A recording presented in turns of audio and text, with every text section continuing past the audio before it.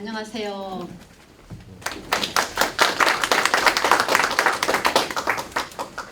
네, 4월에 인사드리고 벌써 한 달이 이렇게 지나갔네요. 오늘 아까 정교님께서도 말씀해 주셨듯이 근로자의 날 가족분들과 함께 이렇게 지내셔야 할 시간임에도 불구하고 이렇게 귀한 걸음 해주셨으니 저도 이 시간 여기 계신 선생님들과 함께 귀한 시간으로 만들어 보도록 노력하겠습니다. 네, 감사합니다. PPT를 제가 하나하나 띄우면서 함께 이렇게 설명하고 때로는 제가 좀 질문도 드리고 이렇게 하겠습니다. 먼저 시작하기에 앞서 명화를 하나 가져왔어요. 혹시 이 그림을 누가 그렸는지 알고 계시는 분 있을까요? 제가 노래를 하나 또 드려볼게요.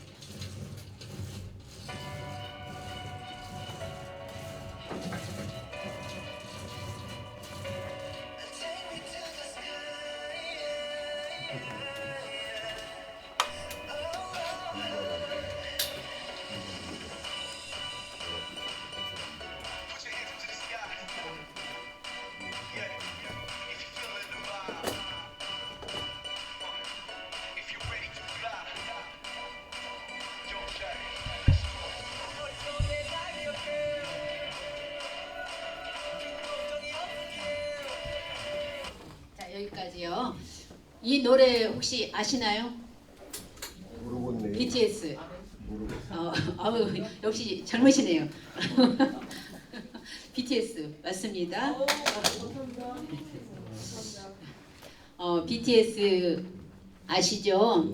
정말 세계적인 우리나라의 방탄소년단 윙스라고 하는 건데 이 윙스가 여기 계신 분들 혹시 읽어보셨겠죠?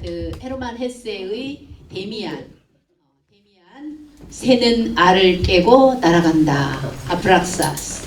데미안 윙스 날아간다. 그걸 주제로 해서 이렇게 쓴 곡이에요.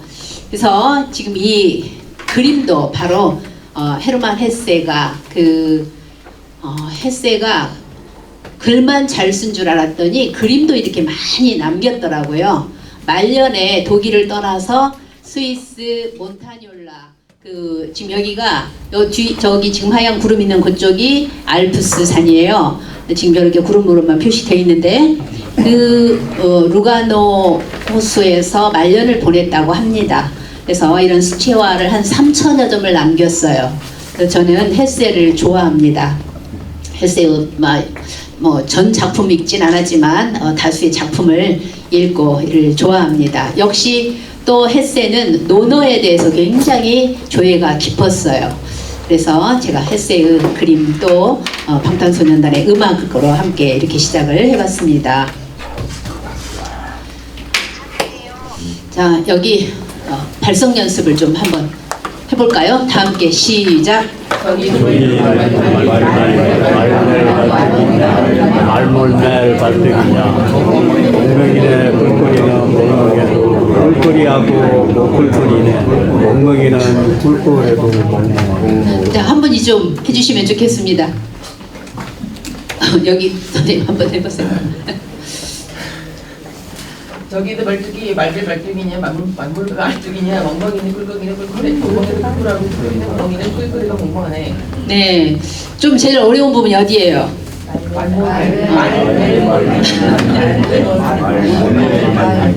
네, 말멜 말뚝이냐 못멜 말뚝이냐 거기가 쉽지가 않죠. 이렇게 또 같은 분을 네, 다음 기회는 네.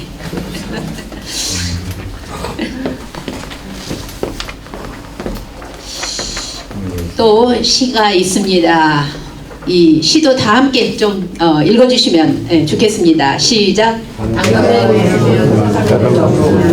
내가 웃으면 세상도 웃습니다. 잊지 마세요.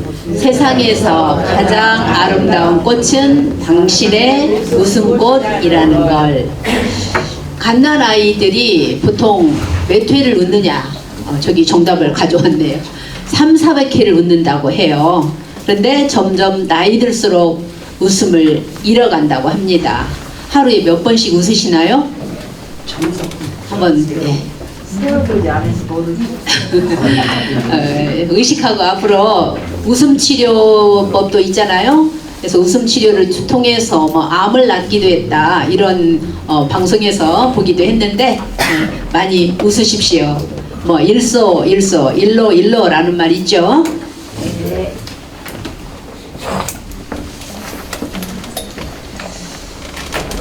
아까 정교님께서 저를 소개를 해주셨는데 저는 이제 왕양명 사상으로 그 학위를 취득했고요. 그 다음에 아까 저기 제 책을 말씀해 주셨는데 제가 쓴 책입니다.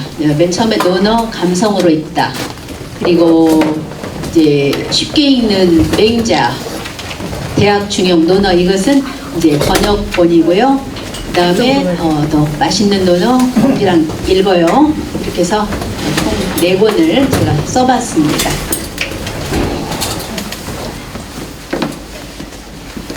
그리고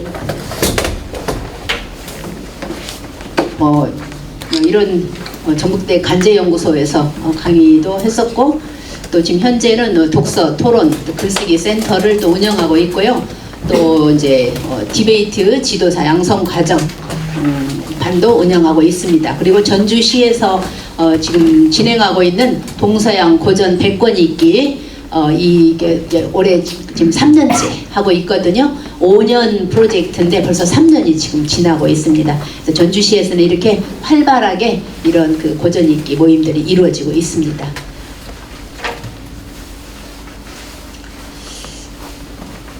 오늘 이번 제가 5월에 해야 되는 그 강의는 논어 무엇을 배울 것인가에 대해서 오늘은 공자 누구인가, 다음은 논어 인덕이란 무엇인가, 그리고 오늘날 우리가 SNS 관계망 시대라고 얘기를 하죠. 이 관계망 시대에 있어서 논어를 통해서 우리가 어떤 지혜를 배울 수 있는가 이런 것을 살펴보겠습니다.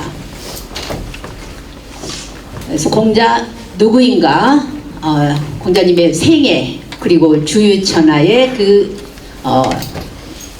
과정들, 또 공문 제자 사과 십처를 중심으로 해서, 그리고 당시인들은 공자님에 대해서 어떤 평가가 있었는가 이런 것을 살펴볼 것입니다.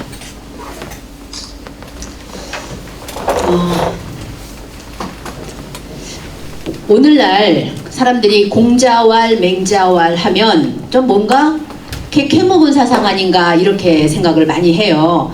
과연 캐캐묵은 사상인가? 논어를 읽어보신 분들은 어떤 답을 내리실 겁니다. 이것에 대해서 한번 생각해 보고요. 또 오늘 우리의 가족, 또 친구, 이웃, 사회는 안전한가?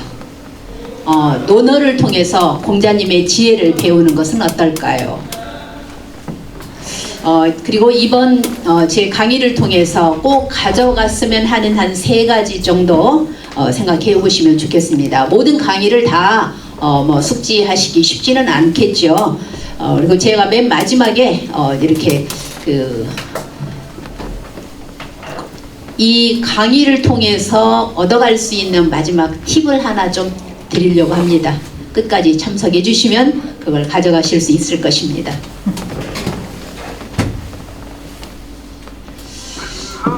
갑자기 그리스 신화를 좀 가져왔습니다. 공자님의 사상이 캐캐묵은 사상이다. 기원전 6세기거든요. 자, 그런데 여기는 지금 그리스 신화는 기원전 10세기 그 무렵이에요. 그런데 이런 사상이, 오늘 이런 것들이 지금도 살아 있습니다. 세계 곳곳에. 몇 가지만 제가 가져왔습니다. 저 UBS 지금 누구냐면은 어느 신이냐면 헤르메스 신상이에요. 스위스 UBS 은행. UBS 은행은 세계 6대 은행, 자본금이 6대 은행이다 속한다고 합니다. 그리고 유럽에서는 3대 은행에 속할 정도로 이렇게 규모가 큰 그런 은행 입구에 저렇게 헤르메스 신상이 지금 조각되어 있습니다. 그리고 그 옆에 왼쪽으로는 이제 좀 흐릿한데요. 아주 뒤에 이제 정말 화려한 건물이에요. 여기가 뭐냐면 뉴욕에 있는 그랜드 센트럴 인터내셔널, 그러니까 뉴욕에 있는 역이라고 해요. 거기에도 역시 헤르메스 신상이 있어요. 그리스 신에서 헤르메스 신은 뭐냐? 풍요의 신이다 라고 얘기를 하죠. 또 그 다음 맨 아래 좌측에 보면 다 아시죠? 예, 나이키의 로고입니다. 그래서 나이키는 그리스 신에서 니케신은 그 승리의 신이라고 하죠. 지금도 그 그리스의 파르테논 신전 아래 자그마하게 있는 그 니케 신상이 있다고 합니다. 니케 신전이 이게 이제 로마에서는 빅토리, 승리를 가져다 준다. 그래서 아마 운동 스포츠 회사에서 이걸 로고로 이렇게 만든 것이라고 볼 수 있습니다. 그 다음에 마지막은 다 아시죠? 네, 스타벅스의 로고입니다. 스타벅스 카페는 두 개, 미국에서 시작이 됐는데 두 개의 고전이 관계가 되어 있어요. 먼저 스타벅이라는 이름은 그 예전에 얼마 전에 작년이죠? 굉장히 갑자기 뭐 법무장관이 고등학생에게 책을 선물로 그 소설책을 선물했다 하는 데서 유명해졌는데 막 그 서점가에서 그 책이 다 매진이 됐을 정도로 모비딕이라는 거, 우리나라에는 백경이라고 이렇게 알려져 있는데 당시 그러니까 19세기죠. 포경업이 한참 성행할 때 고래잡이 나가는 그 에이어브 선장과 그 다음에 함께 동행한 그 스타벅이 1등 항해사였는데 함께 고래를 잡으려다가 오히려 에이어브 선장이 다리를 하나 잃게 돼요. 그러면서부터 막 집착을 하는 거죠. 그 고래를 잡기 위해서. 그런데 끝내는 온 선원들과 함께 바다에 다 빠져 죽습니다. 그런데 이런 비슷한 유의 소설이 이미 고대 기원전 8세기 호메로스 다 아시죠? 일리아스, 오디세이 이런 작품을 남긴 그 오디세이아에 나오는 세이렌이 하나의 요정이에요. 우리 어렸을 때 사이렌 많이 그랬죠? 그 사이렌이 여기 세이렌에서 유래가 되었다고 합니다. 그럼 세이렌하고 이 무슨 관계가 있는가? 스타벅스하고 그 일리어스라는 것은 트로이 전쟁을 끝내고 오디세우스가 10년 동안의 그 트로이 전쟁을 끝내고 집으로 귀향하는데, 고향 이타케로 귀향하는데 바다에서만 또 10년을 표류하게 됩니다.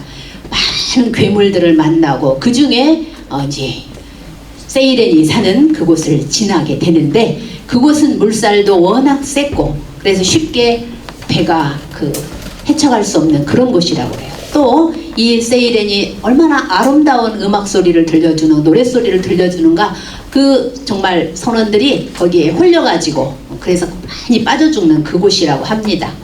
바로 아까 그 모비딕이라고 하는 작품과 그 다음에 이 오디세이아의 이 작품 둘 다 바다에 빠져 죽는 거예요. 그러면 무슨 의미일까? 이게 스타벅스에서 이걸 그 다음에 세이렌 이걸 가져간 것은 우리 카페에 와서 홀리듯이 커피를 마셔라, 그런 의미가 담겨 있다고 합니다. 앞으로 그런 뜻을 아시고 스타벅스에 출입하면 더 의미가 있겠죠. 마지막으로 하나가 더 있습니다. 자, 여기는 어딜까요? 이게 지금 이 시는 그리스 신화에 나오는 프로메테우스는 어떤 신이죠? 불의 신입니다. 아유, 정말 상식이 많으시네.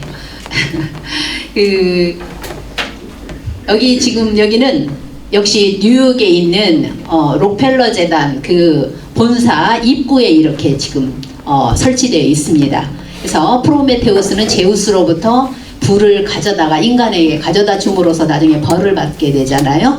그래서 이게 이제 석유 회사다 보니까 그 프로메테우스를 상징으로 이렇게 이런 걸 본다면 어떤 사상도 아니고 신화를 이렇게 오늘날에도 21세기에도 이런 신화들이 숨쉬고 있다라고 하는 걸 볼 때 참 동서양이 다르다.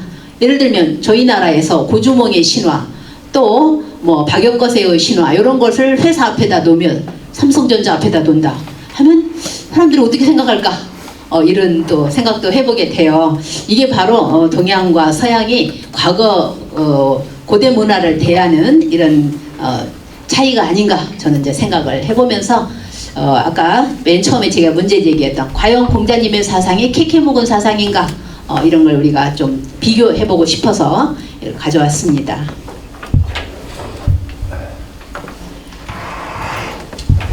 그러면은 동서양이 분명히 차이가 있습니다.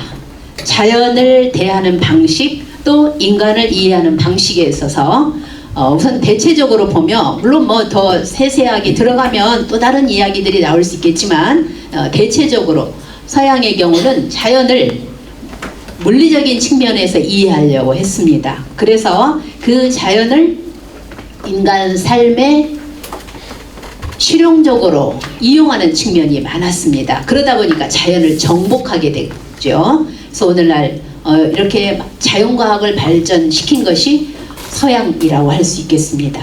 그에 반해서 동양은 자연을 이용하고자 하지 않았어요. 자연은 그저 경외의 대상, 외경의 대상이었습니다. 그래서 자연을 통해서 선한 가치, 왜 자연이 선한가? 햇볕을 제때 내려주고 비를 내려주고 또 뭐 우박을 내려주고 바람을 이렇게 불게 하고 이런 모든 것들, 그래서 하늘과 땅 사이에 있는 인간을 비롯한 만물들이 함께 잘 자랄 수 있도록, 그걸 바로 유학에서는 선한 가치로 본 거죠. 그래서 그 선한 가치를 인간 삶의 도덕으로 끌어들여서 인간이 그에 맞게 살아가도록 하는 것, 이게 바로 동서양의 차이라고 생각할 수가 있겠습니다. 또한 인간을 이해하는 방식이 서양의 경우는 심리적인 문제, 미움과 증오와 시기와 질투와 이런 인간의 모든 그 어떤 악한 이런 것들을 그대로 드러내어서 그 이야기를 소리를 전개해 나가는 문학이 발달하게 된 거죠. 아까 말씀드린 호메로스의 일리아스, 또 오디세이아, 또 그 비극 작품 소포클레스의 오이디푸스 콤플렉스, 안티고네, 이런 것들은 오늘날 우리나라의 뭐 사랑과 전쟁이라든가 이런 것들의 하나의 그 기원이 되지 않았을까 할 정도로 정말 인간의 그 분노, 시기심 이런 것들을 정말 많이 들여다볼 수 있는 것들이죠. 그에 비해서 동양은 어떤가요? 이런 심리적인 것들은 저급한 것으로 보고 아예 그런 걸 드러내려고 안 했어요. 그런 것을 오히려 인간의 마음 저 밑바닥에 가라앉히고 도덕, 순수한 도덕 이것만을 통해서 끊임없는 자기 수양 이런 것을 강조하는 것, 그게 바로 대표적인 것이 육아사상, 육아철학이라고 할 수가 있겠죠. 그래서 동서양은 이렇게 어느 쪽이 뭐 더 우월하다, 열등하다 말할 수 없고요. 차이가 이렇게 있습니다. 공자님의 조상화인데요. 함부로 쓰기가 또 더 좋은 것들이 있을 수 있는데 또 막 저작권 때문에 또 쓰기가 그래요. 그래서 이 사진을 가져왔습니다.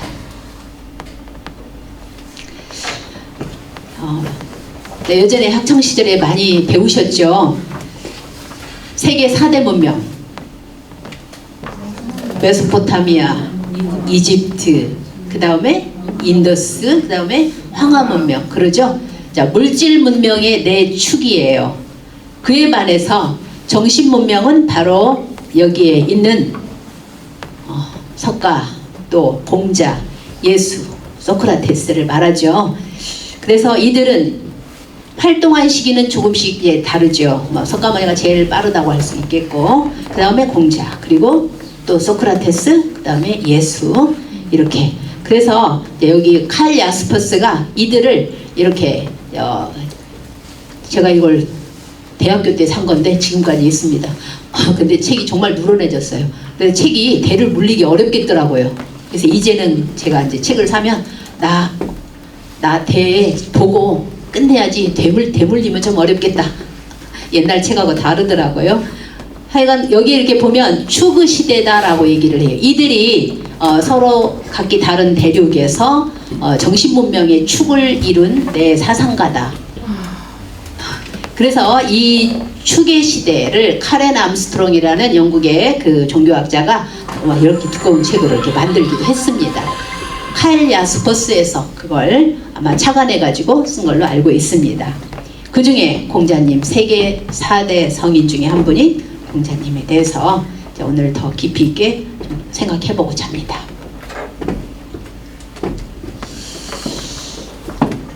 오늘 공자님께서 환영사를 해주실 것 같습니다. 다 함께 한번 공자님 대신해서 같이 읽어볼까요? 공자 말하였다.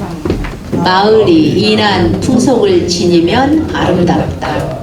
인한 마을을 택하여 머물지 않으면 어찌 지혜롭다 하리요. 많이 들어보셨죠? 자왈이인님이 택불처인이면 언득질이요. 여기에 오셔서 공자님께서 환영사를 해주실 것 같습니다. 인한마을이 따로 있겠습니까? 이렇게 여기 계신 분들이 모두가 다 인을 선택한 그런 이인이라고 할 수 있겠습니다. 그러니 여기 계신 분들이야말로 지혜롭지 않다고 할 수가 있겠는가? 라는 환영사 들리시죠?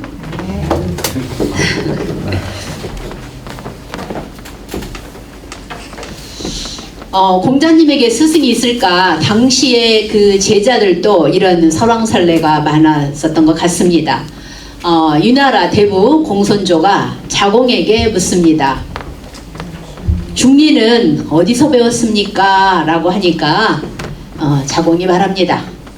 문왕과 무왕의 가르침이 아직 땅에 떨어져 없어지지 않고 또 사람들에게 남아 있었다.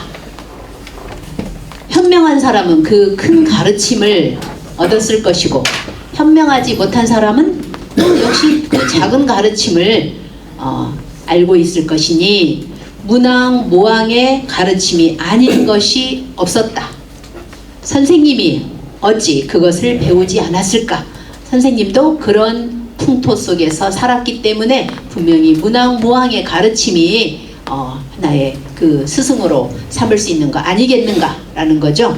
또한 고정으로 배운 스승이 따로 있었겠는가? 공자님의 스승이 따로 있었다면 아마 그분이 더 공자님보다 앞선 스승이 돼서 그분이 아마 또 추앙을 받았겠죠. 따로 정해진 스승은 없었다라고 하는 겁니다. 그러나 공자님의 마음속에는 논어를 통해서 보면 분명히 있었습니다.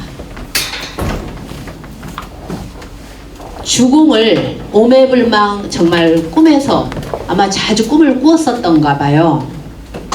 주공을 만나 뵙기를 그렇게 원했어요. 자, 주공에 대해서 간단히 좀 살펴보고자 합니다.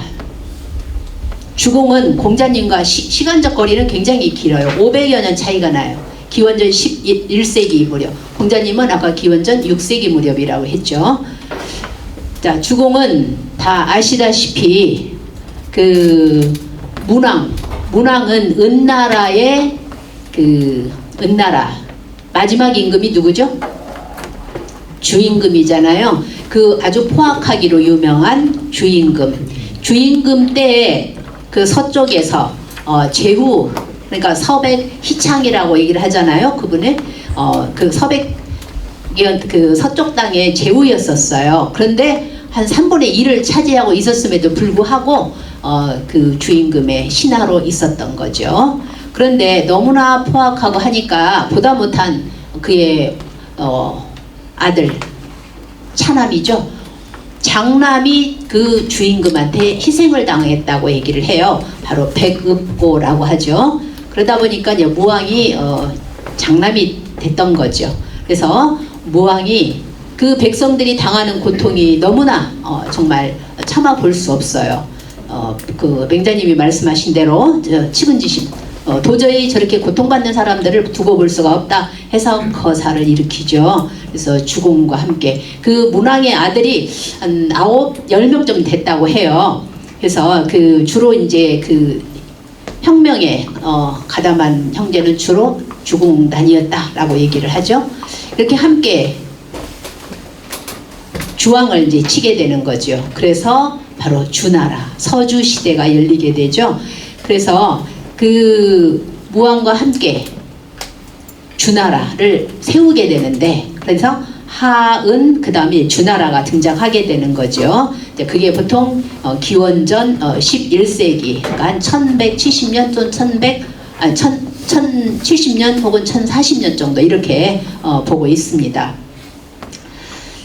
그런데 애석하게도 무왕이 그 천하통일한 이후에 2년 만에 세상을 뜨게 됩니다. 그런데 그때 그의 아들 성왕이 겨우 10세를 넘었다고 해요. 왕이 될 수가 없잖아요. 그래서 주공은 또 그 함께 천하통일한 그 공훈으로 노나라를 본국으로 받게 돼요. 그래서 자기는 노나라를 이렇게 다스리면 됐는데 주나라가 그런 형편이다 보니까 아들에게, 자기 아들 백금에게 노나라를 넘겨주고 자기는 성왕 옆에서 신하로서 일을 다 하는 거예요.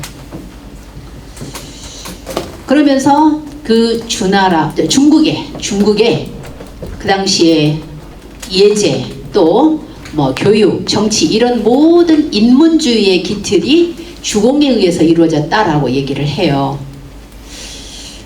근데 저희 나라 그 조선시대에 세조와 단종이 생각나시지 않나요? 자, 세조는 결국은 단종을 몰아내고 왕위를 차지하게 되죠. 근데 주공도 능히 그렇게 할 수 있었어요. 그런데 주공은 그렇지 않았어요. 끝까지 성왕을 성이 될 때까지 신하의 예를 다해서 보필을 하고, 그러면서 주나라의 예제 질서를 다 세우고, 아마 이랬기 때문에 공자님이 주공을 그렇게 그리워하지 않았을까 이렇게 생각을 해봅니다. 그리고 그 주공은 역경에 384 효사를 지은 분으로 알고 있죠. 문왕이 괴사를 지었다고 한다면 주공은 384 효사를 지었다. 그리고 이제 공자님은 그에 대해서 12을 지었다. 그래서 바로 이제 이 성인들이 다 역경과 관련이 되어 있다라고 볼 수가 있겠네요. 그래서 잠깐 이제 역사적인 좀 그 맥락을 살펴볼 필요가 있습니다.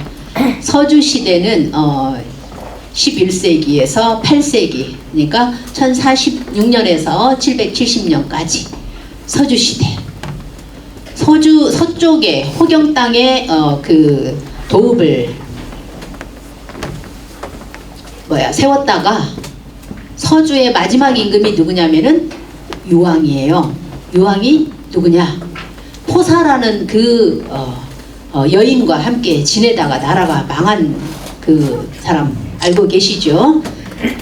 아까 그 주임금의 경우는, 은나라의 마지막 주임금의 경우는 달기라는 여성이 있었다고 한다면 여기는 포사라는, 그래서 뭐 그 웃지를 않아요. 그렇게 예쁜데 웃지를 않아. 웃게 하려고 막 맨날 저녁마다 비단을 찢게 했다라는 거. 나중에 어느 날 찢으니 웃지도 않아. 그거 찢어도. 그래서 봉화를 올렸어요. 그랬더니 봉화를 올리니까 막 그때부터 웃기 시작하는 거예요. 그래서 계속 날마다 봉화를 올렸더니 원래 그 당시에 제후들이 봉화가 올 때마다 이렇게 달려오게 되는데 계속 그러니까 달려오질 않아요. 정작 견룡족이 서쪽에서 침입을 했는데도 아무도 안 나타나요. 결국은 서주가 망하게 되는 거죠. 그러면서 이제 동주로 이제 천도를 하게 돼요. 그게 바로 춘추 시대의 시작이죠. 그래서 나급으로 이사를 하게 된 거, 그것이 이제 동주 시대다. 이렇게. 그래서 동주 시대는 바로 춘추 시대와 전국 시대로 이렇게 나뉘게 되는 겁니다.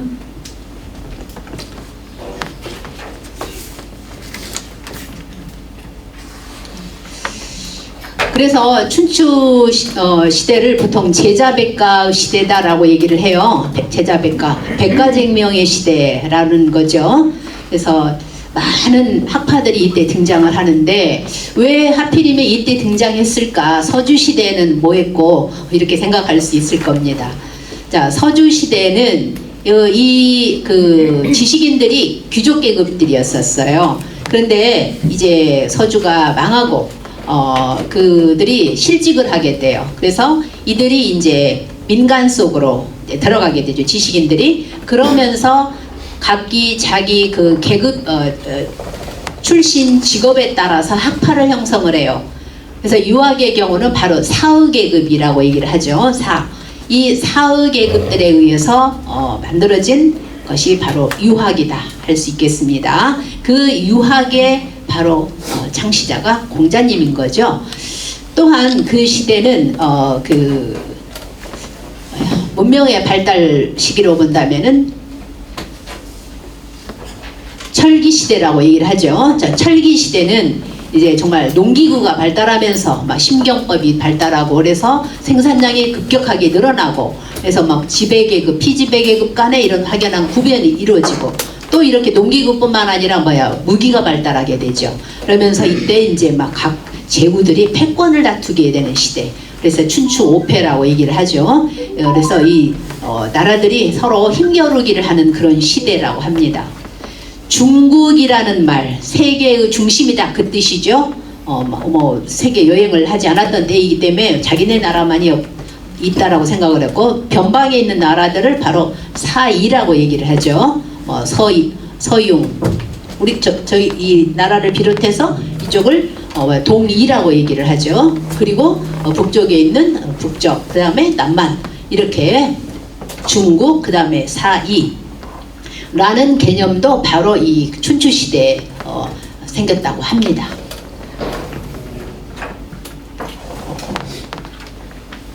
죄송합니다.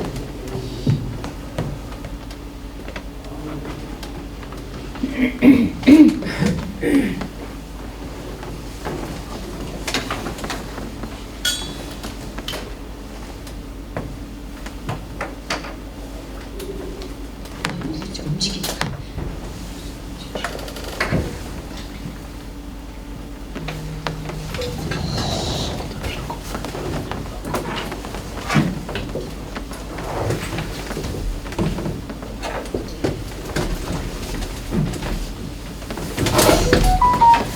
자, 그 다음에 이렇게 해서 이제 춘추 시대 유가 사상이 등장을 하죠.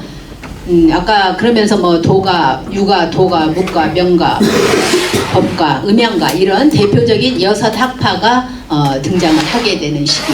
그 중에서도 제일 이제 정말 선두적인 사상들이 유가, 묵가, 도가 이런 정도로 꼽을 수가 있겠습니다. 자, 이제는 유가 사상, 다른 말로 유가 철학 또는 공맹 사상, 유가, 이제 유학 이렇게 불리기도 하는 유학.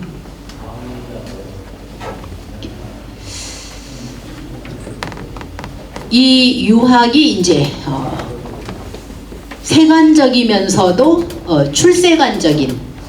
그래서 유학은 우리의 삶의 일상, 의식주 이런 것들에 대해서 하나하나의 어떤 그 예법 이런 것들을 언급을 한다라는 측면에서 세관적이라고 할 수 있어요. 근데 도가 사상은 오히려 이런 데서 벗어나고자 했는 거.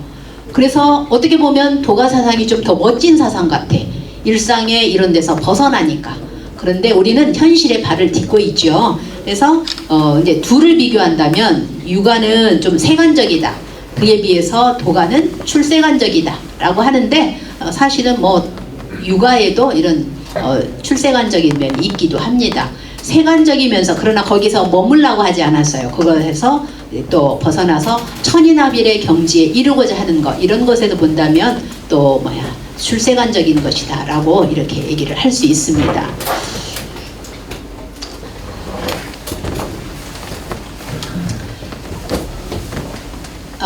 이 우주가 이 자연이 어떻게 설계되었는가 이거를 우리가 철학이라고 얘기를 하는데 육아 철학의 경우는 이 설계도를 바로 무엇을 통해서 보여주냐면 역경을 통해서 보여주고 있습니다.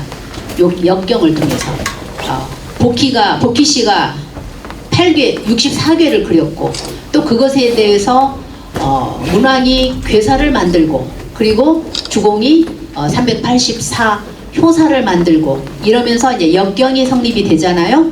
그래서 그거를 또 주나라에 완성이 됐다 했기 때문에 이제 주역이다고도 얘기를 하는데 이 역경은 바로 천지, 하늘과 땅, 그 사이에 만물이 그래서 천지인 조화의 사상이다라고 얘기를 하죠. 그래서 이는 바로 우리 만물을 대표하는 이제 인간이에요. 거기에서 남녀가 생겼어요. 남녀가 생겼고 또 부부가 그리고 부부 사이에서 부자가 형제가 그럼 거기에서 머무르냐 흔히 사람들은 그래요. 유학은 가정만을 생각하는 그런 사상이냐 가족 이기주의에 빠지는 게 아니냐 결코 그렇지 않죠. 거기에서 벗어나서 다시 이웃 친구 국가 사회 국가로 확대하라는 거죠. 그걸 이제 맹자님의 경우는 뭐 축의급인이다 이런 뭐 화기충지다 이런 말을 쓰게 되죠. 이렇게 본다면 부부는 여기 계신 우리 선생님들도 모두가 다 가정을 이루고 계시죠. 부부는 단순히 남과 여가 만난 게 아니에요. 하늘의 대리자라고 했어요. 또 여성들은 땅의 대리자라고 그랬어요. 이렇게 생각한다면 가정이 얼마나 정말 소중한가. 근데 정말 우리 그렇게 소중하게 하지 않는 사람들이 참 주변에 많이 있는 것 같아요. 여기 계신 분들은 아니지만 오늘날 많은 가정들이 참 많이 힘들죠. 주변에서 많이 보게 됩니다. 그래서 가정이란 유학에서 가장 중심에 있는 것인데 가정 분명히 남과 여가 만난다고 그랬어요. 그런데 요즘에 이런 사상들이 많이 나오죠. 여자가 만나서 결혼하고 남자가 만나서 결혼하고 이런 거 많죠. 근데 이거는 육아 사상 입장에서 보면은 결코 자연의 이건 순리가 아니라고 하는 거죠. 근데 우리는 뭐 그들의 삶도 존중하자라고 얘기를 해요. 그래 존중해요. 그런데 이제 이렇게 육아식으로 본다면은 자연의 원리는 자연의 그 법칙을 따르는 건 아니다라고 이렇게 말할 수가 감히 있겠습니다. 또 가정은 우리가 정말 가정이 소중하다는 이야기는 왜 그러냐? 정말 애정 덩어리로 이루어져야 돼요. 부부가, 부자가, 형제가 애정에 의해서 사랑에 의해서 가정이 이끌어져 가야 돼요. 그런데 요즘 보면 정말 그런가? 제가 아이들 요즘 또 수업을 하고 있는데 아이들 와서 그래요. 저희 엄마가 막 10대씩 때려요. 지금도 때리더라고요. 근데 전 깜짝 놀랐어요. 아이들은 막 그렇게 사랑하는 것 같은데 아이 물어보지도 않았는데 애가 막 얘기를 해요. 그래? 근데 이제 안 아파요? 아무리 때려도 안 아파요? 막 이래요. 더 이상 때리면 안 될 나이인데 참 안타깝더라고요. 근데 아이가 참 세요. 근데 형제가 다니거든요. 근데 그 아이도 그래요. 부모가 세게 나가니까 아이들도 말도 세고 그런 경향이 있더라고요. 그래서 사랑으로 했으면 얼마나 좋을까 이런 좀 아쉬움이 들죠. 언젠가 그 엄마도 이제 깨달을 때가 올 거예요. 그 엄마 입장에서는 바르게 키운다 아마 그런 뜻인 것 같은데 아이 입장에서는 그게 아닌 것 같아요. 가정은 정말로 사랑으로 이루어져야 되겠죠. 부부가 또 부모 자식이 형제 간의 사랑이 그러면서 세상살이 하면서 생기는 그런 어떤 상처 이런 것들이 치유받을 수 있는 곳이 바로 가정이어야 된다. 저는 육아 사상 입장에서 보면은 그렇게 생각을 합니다. 자, 동물과 인간이 과연 차이가 있는가? 동물과 인간이 맹자에도 보면은 뭐라고 했냐면 기희라고 얘기를 했어요. 아주 조금이다, 드물다. 희가 아주 드물다. 동물과 인간이 거의 똑같다는 거예요. 자, 그 최재천 교수 생물학자이기도 하고 또 뭐 동물 행동학자라고도 스스로가 얘기를 하시는 분인데 생명이 있는 것은 아름답다라는 책에서 여왕벌의 자식사랑, 거기에는 많은 곤충을 비롯해서 동물들의 생리에 대해서 다양하게 소개해 놨는데 또 읽어볼만 하더라고요. 그 중에 하나만 소개를 해드리면 여왕벌이 이제 그 일벌들 가운데서 여왕벌이 생겨나는데 여왕벌이 자기 그 또 다른 여왕벌이 생겨나려고 하면은 가차없이 가서 찢어버린대요. 막을 찢어버린대요. 그래서 일벌들이 몰래 그 여왕벌 후계자를 키운다는 거예요. 후계자가 있어야 할 거 아니에요. 가지고 아주 조심스럽게 막 몰래 키운대요. 그러다 어느 날 이제 숫벌들과 함께 신혼여행을 떠나요. 그래서 이제 많은 이제 그 정자를 함께 자기 몸에 안고 올 때는 그때는 이제 비로소 여왕벌이 정말 미련 없이 자기가 살던 모든 것을 남겨두고 호련히 떠난대요. 사람보다도 더 그 자식 사랑이 더한 것 같아요.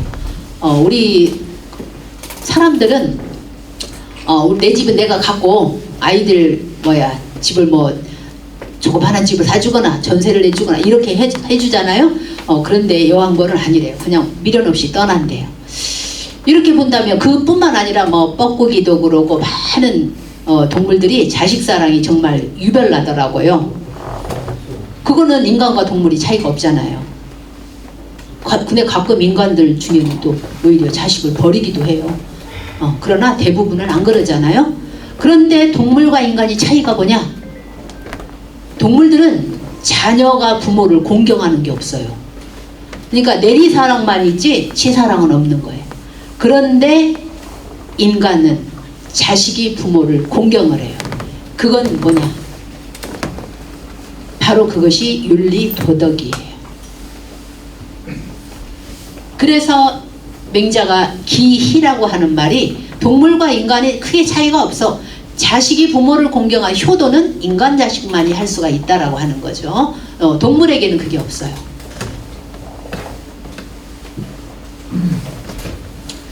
최근에 지금 며칠 전 건데요. 4월 1일 전에 이런 기사가 동아일보 첫면에 떴더라고요. 불효자, 자식 버린 부모 상속 못 받는다. 이 신문 전면 제1면에 떴더라고요.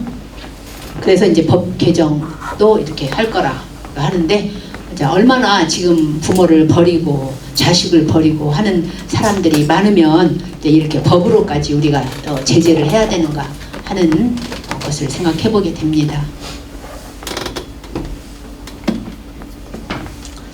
그래서 여러분 여기 계신 선생님들의 가정은 안녕하십니까? 이제 뭐 자녀들 다 키우고 이제는 이제 손녀가 이제 성장해 가는 걸 보고 계실 텐데 아까 그 아이처럼 근데 그 아이만 그런 게 아니라 또 다른 아이들도 그래요. 학원을 너무나 많이 보내요. 그래서 아이들이 수학만 초등학교 5학년 아이인데 3개를 다닌대요. 뭐 이렇게 3개를 다녀? 중학 고등과정까지 한대요. 그런데 얘가 맞춤법도 몰라요. 맞춤법 뭐 글쓰라고 다 틀려요. 그런데 수학을 3개씩이나 한대요. 정말 저는 혼밥 먹어요. 왜? 엄마가 이동하는 동안에 김밥 차 안에서 먹어요. 참 씁쓸하죠. 그런데 얘네들이 이제 중학교 들어가잖아요. 그럼 반항하기 시작해요. 오빠가 학원 하나도 안 다녀요. 그러더라고요.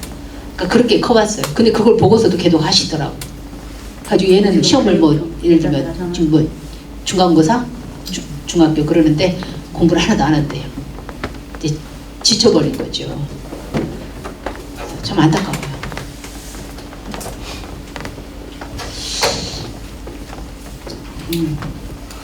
여기 그 에리 프롬이 사랑의 기술이라는 책을 이렇게 썼습니다. 이 책을 보면 이 책을 처음 만난 20대들은 이 책 읽으면 나 사랑 잘할 수 있겠지. 사랑의 기술을 배워서 이렇게 책을 집습니다. 근데 읽어보면 전혀 아닙니다. 에리 프롬은 상당히 좀 그 책을 본질적인 이런 차원에서 많이 쓴 사람이기도 해요. 뭐 자유로부터의 도피나 뭐 소유냐 존재냐 이런 책들이 있는데, 여기도 보면은 사랑에 대해서 참 집약적으로 잘 설명을 해서 제가 이걸 좀 가져왔습니다. 사랑하는 사이라면 그게 꼭 남녀간에 아니든 부부관계 됐든 부모 자식간에 됐든 또 친구관계가 됐든 일단 서로 많이 알아야 된다는 거죠. 그걸 이해라고 얘기를 해요. 알지 않으면 상대의 입장에 설 수가 없는 거죠. 또 사랑하는 관계는 서로 보호를 해줘야 돼요. 또 서로 존중을 해줘야 되겠고, 또 그 다음에 마지막으로 책임을 다해야 되겠죠. 이런 게 바로 사랑하는 사람들 사이에서 이루어져야 되는 것이라는 거죠.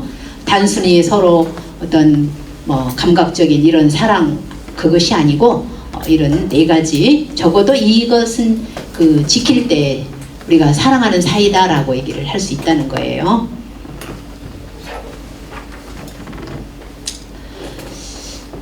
그 셰익스피어의 리어 왕 아시죠? 비극 작품 중에 하나예요. 리어 왕이 아들이 없었어요. 딸만 셋이 있어요. 이제 자기가 나이가 들어서 권력이나 재산을 이제 나눠줘야 되는 때가 왔어요. 그래서 이 자녀들한테 그러죠. 너희들의 나에 대한 효심을 한번 내가 알아보고 싶구나 그래요. 그래서 첫째 딸 고넬이한테 물어보죠. 너는 나를 어떻게 생각하니? 그러니까 아버님을 우주보다도 사랑합니다. 아 그렇구나. 너 됐다. 두 번째 리건한테 물어봐요. 너는 어떻게 생각하니? 세상에 어떠한 즐거움이 아버지를 향한 즐거움보다 나올 수가 있겠습니까? 저는 아버지를 정말 사랑합니다. 막내 코델리아는 뭐라고 했을까요? 호들갑 떨지 않았습니다. 아버지에 대한 효심은 말로 표현할 수 없을 만큼 크지만 저는 그저 딸로서 도리를 다하는 게 효도라고 생각합니다. 리어 왕은 어떻게 평가를 했을까요? 장녀와 차녀만 재산을 주고 영토를 주고 코델리아는 프랑스로 쫓아버립니다. 나중에 어떻게 됐을까요? 이 두 딸한테 버림받고 광야에서 헐벗고 거지로 살아갑니다. 만약에 이 리어 왕이, 물론 소설이 작품이지만 문학 작품이지만 공자님의 이 이야기를 미리 들었더라면 자활 교원 영색 선의인이라 라는 말 하기편에 나오죠. 다 함께 읽어보실까요? 맨 아래 거. 공자 말씀한다. 듣기 좋게 꾸미는 말과 속이기 위해 낯빛을 좋게 하는 것은 인과는 거리가 멀다. 물론 기왕이면 말도 예쁘게 하고 또 낯빛도 좋게 하면 좋겠지요. 그런데 속마음은 숨기고 겉으로만 그러는 걸 지금 공자님은 나무라는 것이라 할 수 있겠습니다. 이 리어 왕은 겉모습만 봤어요.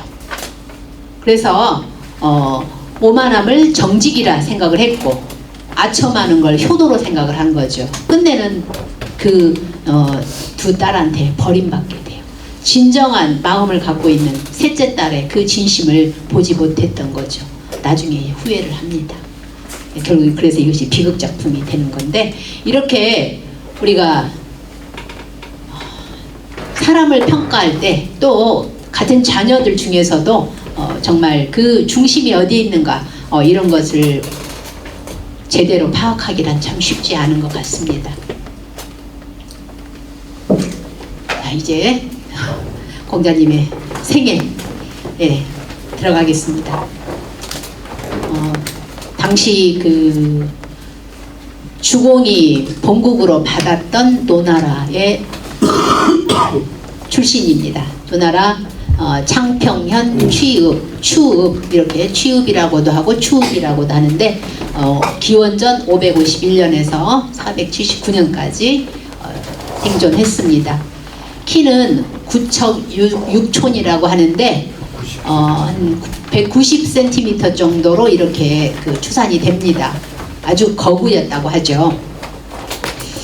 그의 그 조상은 원래는 송나라에서 살았다고 하는데 그 불보화가 조상입니다. 공자님으로부터 10대조에 해당이 되죠.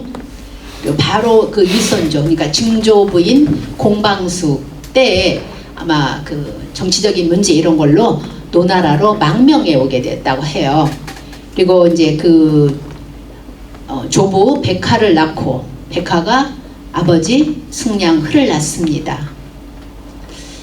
그리고 공자님의 이름은 이제 구라고 얘기를 하죠. 구. 그리고 자는 중리인데 이제 중이라는 건 뭐야? 둘째다라는 얘기가 되겠죠. 그러면은 공자님의 아버지는 당시 결혼할 당시 66세였다고 해요. 그리고 공자님이 어머니는 안씨 안징제라고 하죠. 16세였습니다. 21세기도 아니고 그 시대에 이렇게 나이 차이가 났다 하는 거 뭔가 좀 문제가 있었겠죠. 맨 그 승량헐의 첫 부인이 딸이 9명이었다고 해요. 그러니까 그 시대면은 더 아마 아들 선호 사상이 더 깊었을 것 같아요. 그래서 결혼을 하지 않았을까 해서 두 번째인데 또 결혼을 했다고 합니다. 그런데 아들을 낳긴 했는데 장애인이었다고 그래요. 그래서 그 이름은 맹피입니다. 맹피. 그리고 어쩌면 공자님과 공자님의 어머니와 결혼하지 않았을까 이렇게 보는데 공자님과 결혼했는데 공자가 3살 되던 해에 부친이 세상을 떠나게 됩니다. 그리고 17세 때 모친도 또 세상을 떠나게 되죠. 이제 고아가 된 셈이네요. 근데 그 다음 19세 때 견관씨의 딸과 결혼을 해서 아들 리, 공리가 되겠네요. 자는 백어가 되고 논어에 보면은 이제 이 백어에 대한 얘기가 나오죠. 그리고 이제 아들은 급 중용을 지었다고 하는 그 자사가 손자가 되죠. 또 공자님에게는 딸도 있었던 걸로 알고 있습니다. 이렇게 내역에는 안 나오지만 논어에 보면 그 얘기가 나와요. 공야장을 사위로 삼았다. 그리고 남용을 조카 사위로 삼았다. 근데 남용은 그다음 공자님이 굉장히 덕이 높은 제자로 이렇게 그 칭찬하는 구절들이 많이 나와요.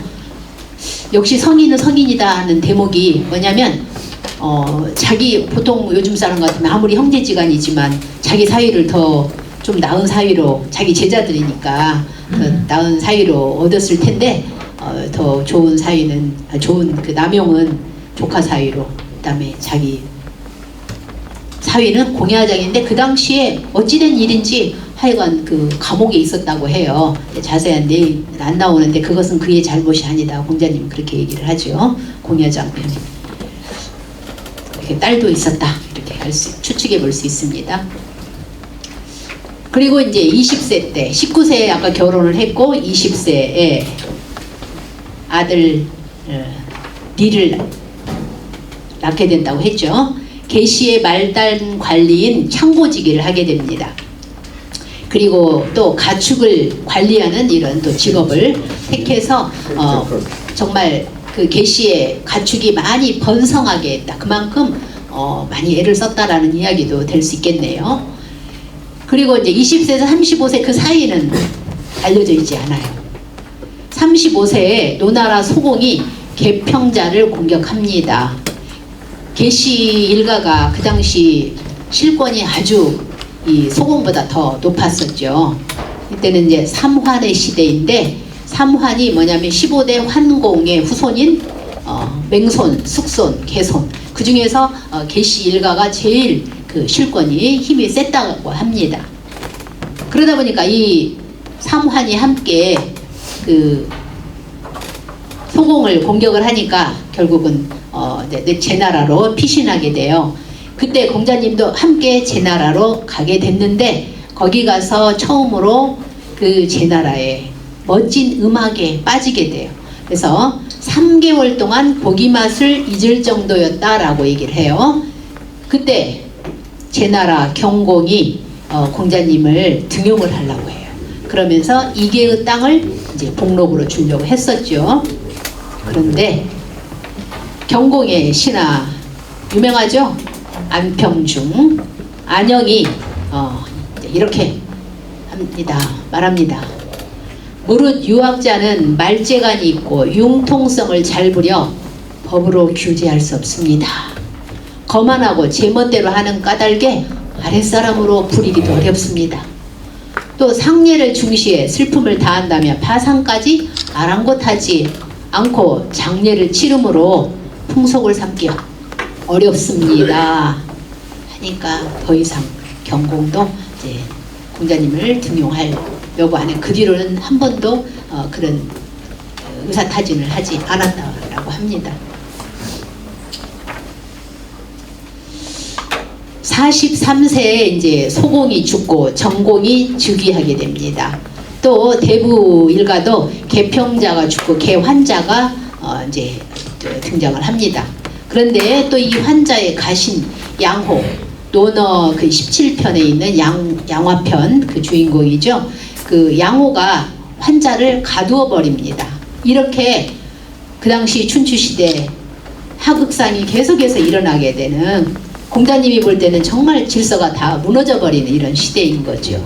그것 때문에 공자님이 이제 나중에 주유천하를 하게 되는 거죠. 그리고 51세에 공산부류라는 사람이 또 계시에게 반기를 들어요. 그러면서 공자님을 부릅니다. 그래서 공자님도 이제 50대가 넘으니까 마음이 굉장히 조금 초조해졌지 않았을까. 내가 정계에 나가면 이러지는 않을 텐데 라는 그러다 보니까 그 공산부류의 부름에 응하려고 했었는데 자료가 만류를 해요. 선생님, 그러실 수가 있습니까? 어찌 그와 함께 하고자 하십니까? 또 제자의 그 충고를 받아들이게 되는 거죠. 54세에 비로소 이제 공직에 들어가게 됩니다. 그때 노나라 정공이 중도제로 삼고 중도의 읍제로 삼고 또 사공과 대사구 벼슬에 오르게 됩니다. 그래서 1년 만에 공자님이 이렇게 통치를 하면서 거리가 깨끗해졌고 또 저울 lum금을 속이지도 않았고 정말 남녀가 질서를 가지고 이렇게 안정이 됐다라고 얘기를 하죠. 이런 상황에서 제나라가 노나라를 이제 굉장히 경계를 하게 됩니다. 그러면서 미인 80명 또 아주 정말 잘 훈련된 말 120匹를 보내면서 미인계를 펴게 돼요. 그러니까 또 속없이 노나라 정공과 환자가 받아들여요. 그걸 즐기고 정사를 소홀히 하고 하니까 공자님이 더 이상 내가 머물 때가 아니구나. 자로도 선생님 노나라를 떠날 때가 됐습니다. 그게 이제 55세 주유천하의 길로 들어서게 된 나이죠.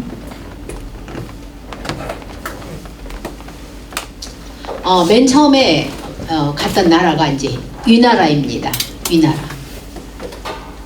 위나라는 그 제자 자로의 처형 안탁추가 거기에 살고 있었는데 이제 잠시 거기에 기거를 하게 돼요. 그런데 당시 위나라의 그 임금이 영공이었어요. 위령공 편이 나오죠. 그 영공이 감시를 하다 보니까 불편한 거예요. 그래서 떠나자. 그래서 진나라로 이제 가게 되는데 광땅에서 양호로 오인을 받아요. 공자님이 아마 체구가 비슷했나 봐요. 근데 이전에 양호가 아마 그 광땅 사람들한테 아주 못된 짓을 했었던가 봐요. 그래서 양호로 오인을 받아가지고 감금이 돼요. 그때 죽을 뻔하죠. 그래서 하늘이 장차 문을 없애고자 하지 않을진데 광인들이 나를 어찌하랴. 이때가 55세인 거죠. 공자님은 위기에 처할 때마다 하늘에 이렇게 울부짖습니다. 하늘을 향하여서. 그 당시면 신을 믿고 미신을 많이 믿고 할 그런 때가 아니겠어요? 그런데 공자님은 그런 것보다는 하늘을 향해서 호소를 합니다. 그 이제 송나라에서 정말 이때는 거의 뭐 죽을 뻔했다고 해요. 사마 환태로부터 이때가 이제 57세가 되죠. 산에서 제자들과 함께 강의를 하고 있는데 사마 환태가 막 무기를 들고 정말 죽일 듯이 달려들었어요. 그때 공자님 하시는 말씀이 천생덕어여, 하늘이 나에게 덕을 낳게 했는데 환태가 나를 어떻게 하랴. 아마 자기 스스로 위안을 하고자 했던 것이겠죠. 천생덕어여. 이것을 보면 그 이제 기독교에서 성경을 보면 예수님이 자기는 하나님의 아들이다. 하나님을 대신해서 이 땅에 백성들을 구원하러 왔다 했는데 비슷한 그런 맥락으로 이해가 돼요. 공자님이 그러죠. 하늘이 나에게 덕을 전할 사명을 줬다. 은나라까지만 하더라도 그 갑골문에 여러 제사의식, 신을 섬긴 이런 것들이 많이 나오잖아요. 그러니까 그때는 아주 미신이 그야말로 막 그 창궐한 이런 시대. 왜냐하면 인지가 그 미개했던 시대였으니까. 근데 공자님 시대에도 마찬가지였을 거예요. 그런데도 공자님은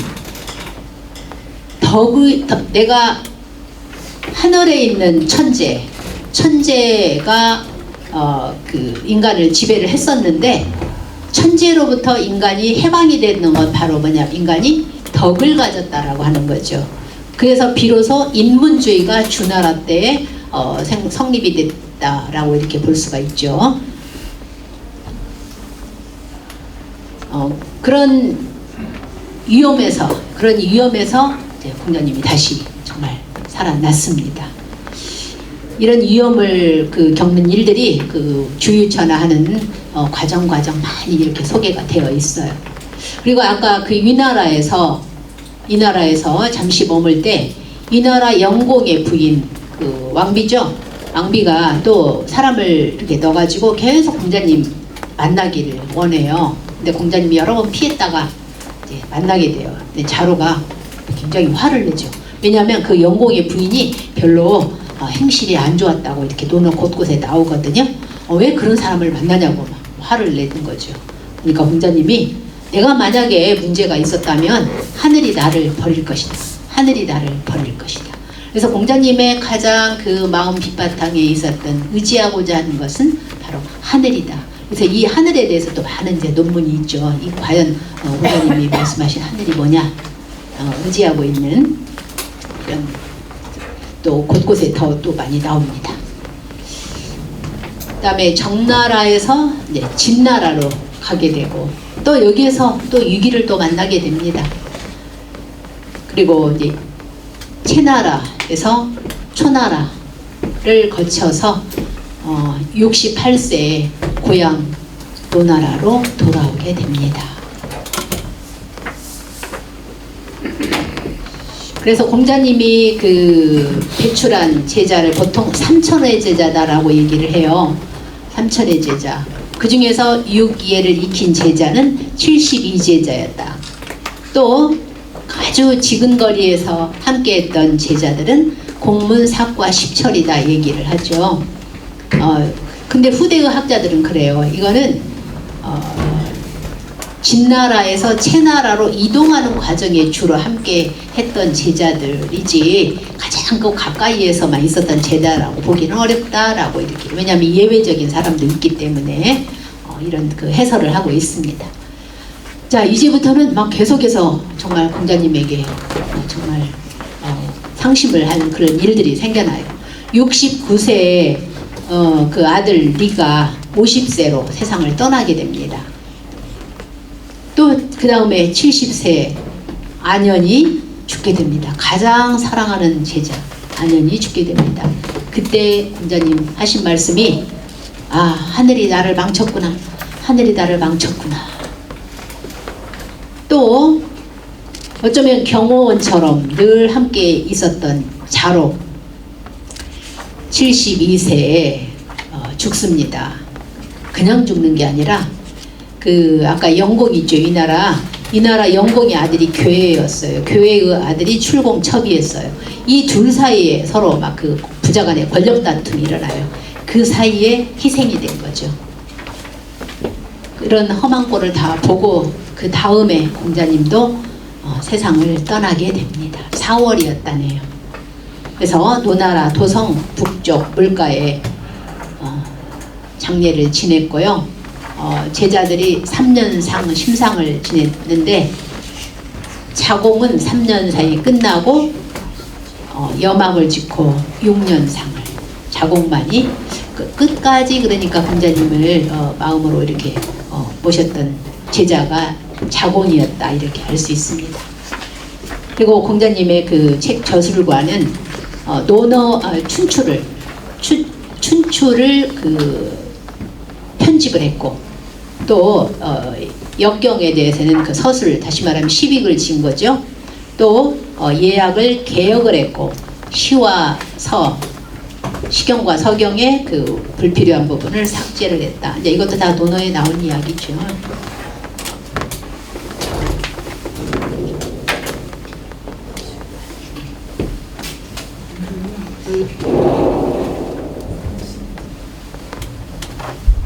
어디 좀 1시간이 넘었는데 좀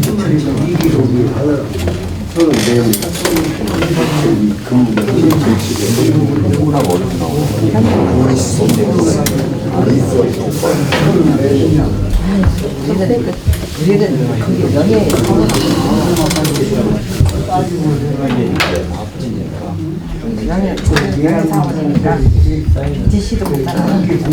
자 이제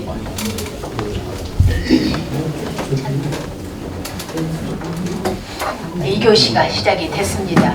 근데 마이크를 제가 좀 바꿨는데 괜찮으신가요? 예. 아까보다 안 좋아요? 아니면 좋아요? 좋아요. 괜찮아요? 네, 그럼 이걸 사용하겠습니다.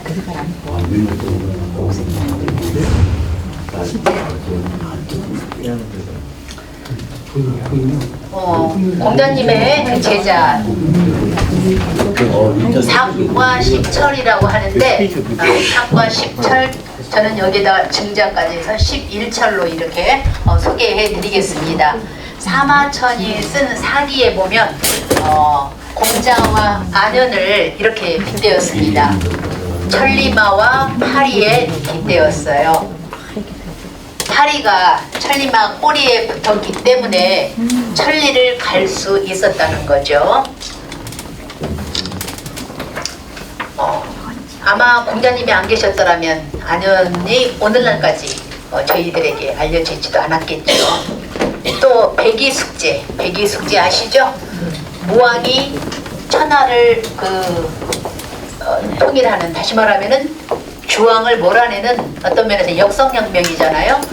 그 주왕을 몰아내고 그 할 때 반대했던 사람이 백이숙제였어요. 그런데 그 백이숙제를 정말 올곧게 평가한 분이 바로 공자님이었죠.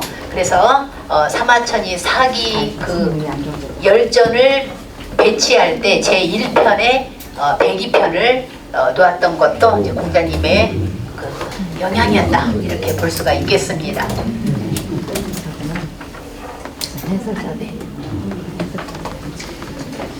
혹시 이런 책 보셨나요? 네. 보셨죠? 네. 모리와 함께한 화요일. 제가 최근에 읽었습니다. 이 책을 보면 제가 공자님도 또 생각나더라고요. 이 스승이 그 미국 브랜다이스 대학의 모리 수원츠 교수고, 이 작가는 미치 앨범이라는 사람인데, 그 대학교 때 만났다가 우연히 방송에서 그 모리 교수를 만나게 돼요. 루게릭병에 걸려서 정말 급속도로 병이 진행이 돼요. 그래서 정말 손가락 하나 움직일 수 없는 상태가 되는데, 그때 이 미치 앨범이라는 제자가 찾아옵니다. 1000km가 넘는 곳을 비행기를 타고 와서 매주 이 은사님을 만나게 돼요. 근데 그때까지만 하더라도 이 미치 앨범은 출세 가도로 삶을 살았어요. 30대니까 아무래도 그러겠죠. 그래서 뭐 언론사 이런 방송 이런 일을 하면서 살다가 이 미치 앨범을 마지막에 만나면서 왜 화요일이었냐? 화요일마다 이 그 모리 교수를 만나는 거예요. 그래서 12주 동안 그 마지막 강의라고 일종의 강의라고 할 수가 있죠. 그런데 참 제가 놀라운 거는 죽음에 대해서 두려워하거나 그리고 신체 정말 손가락 하나도 못 움직여요. 그런데도 이 정신만큼은 정말 끝까지 성성하게 살아 있으면서 제자와 이렇게 마지막까지 대화를 나누는데 그 모습이 너무나 아름답더라고요. 요즘에 우리가 웰다잉이라는 말 많이 하는데 정말로 이거야말로 진정한 웰다잉이다. 웰다잉을 보통 우리는 신체적인 측면에서 얘기를 한다고 한다면 이 책은 정신적인 측면에서, 그래서 이 모리 교수가 끝까지 강조한 게 뭐냐면은 사랑하라는 거예요. 그래서 이 미치 앨범도 거기에 감동이 돼가지고 그때부터 이 모리 교수가 떠난 이후에도 정말 자선 사업도 하고 또 예를 들면 IT 그라는 나라에 가서 고아들을 자기가 거두고 이런 일들을 하게 되더라고요. 그러니까 한 사람의 이런 가르침을 통해서 제자의 삶이 변하고 이 책을 쓰게 된 책을 출판하려고 하지는 않았었대요. 처음에는 뭐 이런 게 책이 되랴라고 했었는데 엄청나게 세계적으로 많이 이렇게 팔린 거예요. 뭐냐면 그 루게릭병 치료비가 너무나 많이 든 거예요. 그래서 내가 도와줄 수 있는 게 뭘까 하고 이 책을 쓰면서 출판사에서 선불로 이걸 받아갖고 그 모리 교수한테 많은 도움이 됐다고 합니다. 이걸 보니까 정말 스승과 제자의 그 따뜻하고 특히 그 모리 교수의 그 내면에 있는 그 죽음에 이르는 순간에도 이 신체적 고통에 대해서는 한마디도 없어요. 오직 인간이 어떻게 살아가야 되는가, 정말 사랑하고 살아가라, 이런 내용들이 저한테는 굉장히 감동이었습니다. 그래서 제자들의 이야기를 하면서 제가 또 한 사람의 또 부자님과 비슷한 이런 그 가슴 따뜻한 이야기를 갖고 있다 싶었습니다. 공문 사과 10철에 대해서는 이렇게 안연, 연배구, 민자건, 중국, 자공, 제여, 자로, 연구, 또 자유, 자하, 증장 이렇게 되어 있는데 그 다산 정약용 선생님의 두 아들이 있었어요. 큰아들 이름이 뭐냐면 학연이에요. 학연. 안연을 배워라 그 뜻이래요. 그 다음에 학유가 있어요. 누구냐면은 자유를 배워라. 그렇게 해서 학연, 학유라고 했다고 합니다. 그러면 사과라고 얘기를 했는데 덕행과, 덕행과에 속하는 제자, 즉 성인의 모습 전체를 가진 제자다 이렇게 얘기를 합니다. 안연, 민자건, 중공, 연배구가 바로 덕행과에 속하는 제자라고 할 수 있습니다. 자, 안연은 공자님보다 30세 연하였어요. 그런데 40세에 죽게 됩니다. 어떤 책을 보면 안연이 30세에 죽었다 이렇게 보는 책도 있는데 저기 계산이 안 맞더라고요. 아까 저기 70에 공자님 70에 안연이 죽었다고 했잖아요. 그걸 계산해보니까 안 맞는 40세라고 해야 맞을 것 같아요. 안연이 요절했다라고 하는데 안연이 굉장히 가난했었어요. 안연의 아버지 알로였어요. 알로도 공자님의 제자였어요. 그러니까 부자간에 공자님 밑에서 배운 가족이 있는데 안연이 그렇고 그 다음에 증자가 그렇거든요. 네, 바로 이 안연의 이 30세 연하, 그리고 나중에 이제 복성으로 추대돼요. 아마 왜 복성일까 그러니까 극기복례, 이분이 극기복례를 참 말씀을 많이 하시죠. 그러지 않았을까. 가어제액편에, 공자 가어제액편에 공자 일행이 진나라와 채나라 국경지대에 7일 동안 갇히게 돼요. 그때 정말 막 굶주렸었어요. 얼마나 정말 하늘이 다 노랗고 막 제자들이 정말 얼굴들이 노랗게 뜨고 막 그랬다고 하더라고요. 그때 자공이 굉장히 이제 좀 밝았다고 해요. 그래서 자복이 이제 비상금이 있었어요. 그걸 가지고 식량을 샀어. 근데 그때 식사 당번이 아마 안현이었었나 봐요. 그래서 이제 안현이 밥을 짓고 있는데 멀리서 자복이 바라보니까 소뚜껑을 열고 주걱으로 밥을 입으로 들어가는 걸 봤어요. 깜짝 놀랐죠. 그래서 공자님께 이제 고자질을 해요. 오진 사람과 청렴한 사람도 공궁에 처하면 절개를 바꿉니까? 라고 하니까 글쎄 그럴 리가 있나? 내가 한번 물어보자. 직언을 하진 않아요. 공자님이 그러시죠. 어젯밤 내가 성인을 꿈에 뵀었거든. 내 앞길을 열어주시려나 보다. 그러니 밥이 다 됐으면 내가 먼저 성인께 제사를 올리고 식사를 하면 좋겠구나 하니까 안현이 그때 대답을 하죠. 소뚜껑을 열었는데 갑자기 천정에서 먼지가 툭 떨어졌어요. 얼른 제가 집었습니다. 그래서 그거를 버리자니 아깝고 해서 제가 그걸 먹었지요. 그래서 이 밥으로는 제사를 지낼 수가 없습니다. 그러니까 오해가 풀린 거죠. 이렇게 정말 선생님이 잘 풀어줌으로 해서 아마 자공과 안회는 1살 차이예요. 안회는 자공은 공자님보다 31살 차이라고 하니까 그러니 얼마나 서로 라이벌 관계였겠어요. 그러니까 아마 안현을 좀 해주고 싶었을지도 모르겠어요. 늘 공자님이 막 안현을 그렇게 칭찬을 하니까. 자, 이런 게 있었고요. 또 안현의 삶을 보통 뭐라고 하냐, 안빈낙도다. 학창 시절에 아마 많이 들어보셨을 거예요.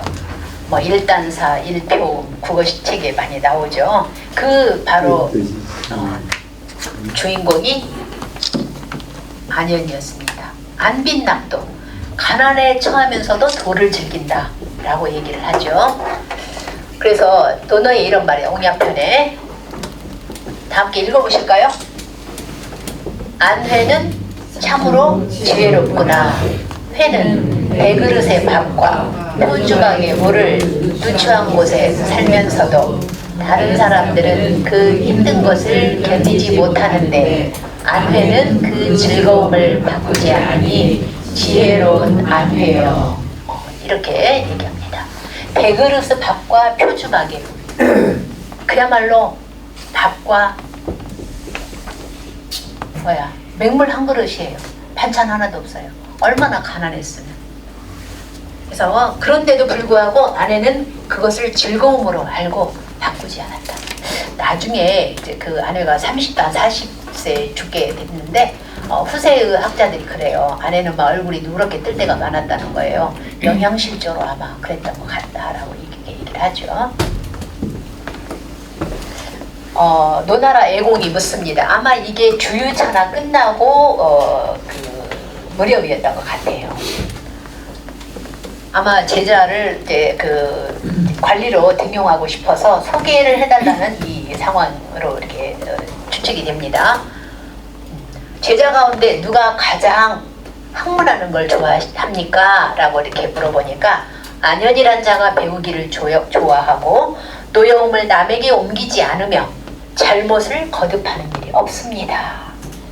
그런데 애석하게 그는 지금 이 세상 사람이 아닙니다. 이렇게 하죠. 단명하여 이제는 없습니다. 그러니까 더 이상 호학하는 자를 찾아볼 수가 없다. 아마 안현이 끝까지 70세 이상 살았더라면 공자님 다음에 성인으로 이렇게 불려지지 않았을까. 그래서 우리가 일을 이루려면 오래 살아야 되겠다. 그런 생각도 해봅니다. 이렇게 많은 정말 그 재능을 가졌음에도 불구하고 빨리 떠났기 때문에 업적을 이루지 못하지 않았는가. 또 공자께서 말씀하십니다.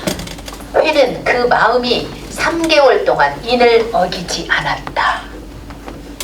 그러나 여타 제자들은 많아야 하루 혹은 한 달 정도 인의 일을 뿐이었다.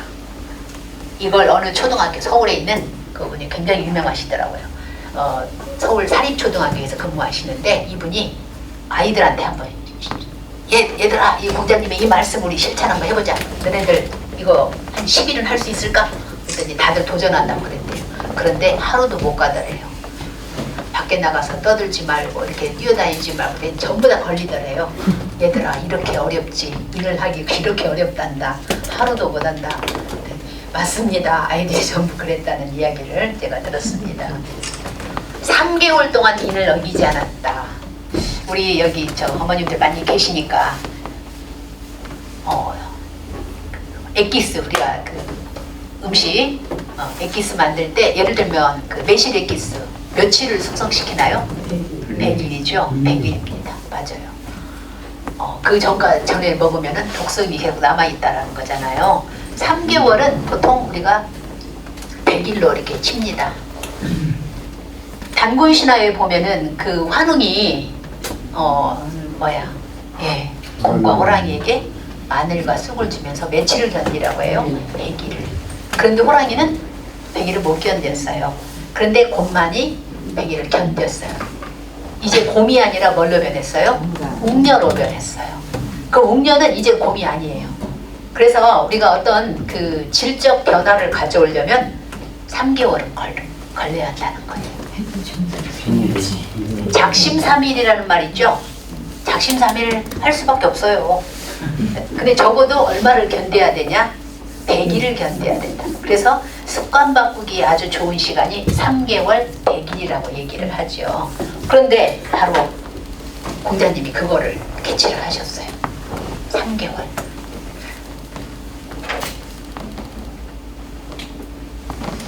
또 그 다음에 이제 이 아내가, 사랑하는 제자 아내가 죽습니다.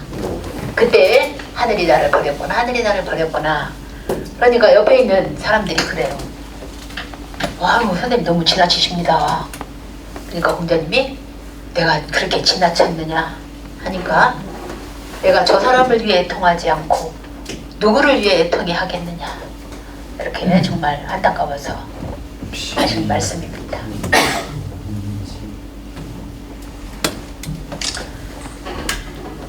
아녀는 가르침을 주면 태만하지 않고 행하는 자는 오직 안회로구나. 태만하지 않고. 또 애석하다. 그가 향상되고 발전하는 것은 보았으나 멈추어 있는 적은 한 번도 본 적이 없었다. 이렇게 늘 정말 진보하면서 인생을 살았다는 거죠. 두 번째는 이제 민자건입니다. 민자건은 공자님보다 15세 연하였어요. 이름은 손이고, 그래서 보통 민손 이렇게 얘기를 하죠. 근데 아주 효자로 알려져 있습니다. 민손어거라는 말이죠. 민자건이 이제 수레를 끌게 됐어요. 가족과 함께 다 가는데, 그런데 그날 추웠나 봐요. 바람이 휙 부니까 겉옷이 쫙 이렇게 올라가는 거예요. 그런데 보니까 그 안에 갈대 숲으로 되어 있어요. 충전재가. 추우면은 뭘로 만들어요? 솜으로 해야죠. 근데 이제 의붓 어머니였는데 쉽게 말하면 계모였어요.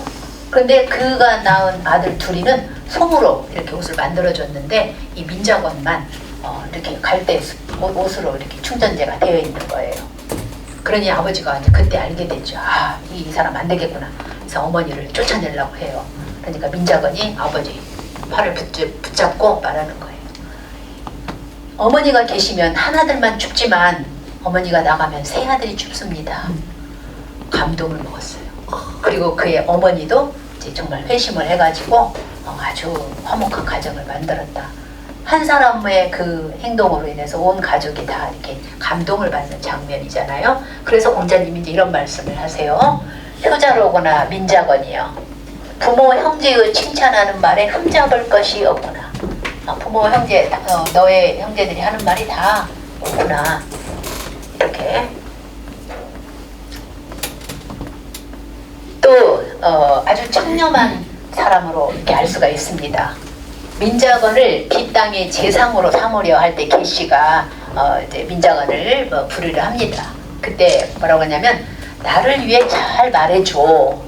만일 나를 다시 또 계시가 찾는다면 나는 제 나라로 도망갈 것이다. 제 나라 민간가로 도망갈 것이다. 또 노나라에서 그 재물을 저장하는 장부라는 창고를 재건축을 하려고 해요. 그러니까 민자건이 못마땅해 하죠. 그냥 그대로 써도 될 텐데 왜 저렇게 다시 돈을 들일까? 이런 거 생각하면서 우리가 요즘에 지자체 정말 각 군마다 막 그 체육관 엄청나게 정말 잘 지어놨더라고요. 또 막 무슨 랜드도 그렇고 이런 거 보면 민자관이 오늘에 와서 뭐라고 얘기할까 생각도 해봤습니다. 그러면서 공자님이 이렇게 말씀하시죠. 저 사람이 말을 안 해서 그렇지 말만 했다 하면 다 정말 옳은 말만 하는구나. 이렇게 칭찬을 했습니다. 그 다음에 이제 세 번째 중궁이라는 제자가 있습니다. 이름은 옹이고 중궁은 그의 자라고 할 수 있습니다. 그런데 이 중궁은 아버지가 굉장히 포악했다고 그래요. 미천한 신분이었고 그런데도 그 부모 밑에서 이렇게 훌륭한 아들이 났어요. 옹연편에 이런 말이 있어요. 중궁에 대해서 얼룩소 새끼가 색깔이 붉고 얼룩소는 제사로 쓰일 수가 없죠. 근데도 이렇게 색깔이 붉고 또 뿔이 제대로 났다면 비록 쓰지 않고자 하나 산천의 신이 어찌 그걸 버리겠는가. 중궁을 빗대어서 이렇게 한 말이죠. 또 옹은 남면이라는 이야기는 남쪽을 향해 한다. 그러니까 바로 그게 이제 그 군주의 자리라고 하는 거죠. 남면하게 할 만하다 이렇게 했어요. 그러니까 제자들 중에서 군주의 그런 면모를 가지고 있는 제자는 바로 중궁이다 이런 뜻입니다. 그래서 이제 중궁이 이제 계시 재상이 됐어요. 그래서 공자님이 이게 이제 자문을 구하는 거죠. 어떻게 하면 제가 일을 할 수 있을까요? 라고 하니까 작은 허물은 놔두고 현자를 청구하면 된다. 현자. 저는 지혜로운 사람. 오늘 용어로 말하면 스마트한 사람. 제가 책을 쓸 때 논어에다 스마트하다 했더니 출판사에 전화가 왔어요. 아니 왜 스마트로 말 여기가 들어가요? 예, 저는 저가 잘못 쓴 줄 알고 이거 수정하라고 왔더라고요. 아니 스마트한 사람 맞아요. 그래가지고 그대로 한 적이 있는데 그 현자를 뭐 보통 어질다라고 얘기를 하거든요. 어질다 하면은 그걸 다 표현을 못할 것 같더라고요. 어질다 하면 그냥 순하고 이러는데 저는 스마트하다, 똑똑하다 이런 말로 하면 훨씬 더 그치 뜻이 살아날 걸로 저는 생각을 했었습니다. 연배구는 또 이제 논어에 대해서 연배구에 대한 언급은 딱 한 번밖에 없어요. 그래서 글을 많이 알 수가 없는데 안현, 민자건, 중궁과 함께 덕행이 아주 뛰어난 제자인데 논어 옹야편에도 이런 말이 나오죠.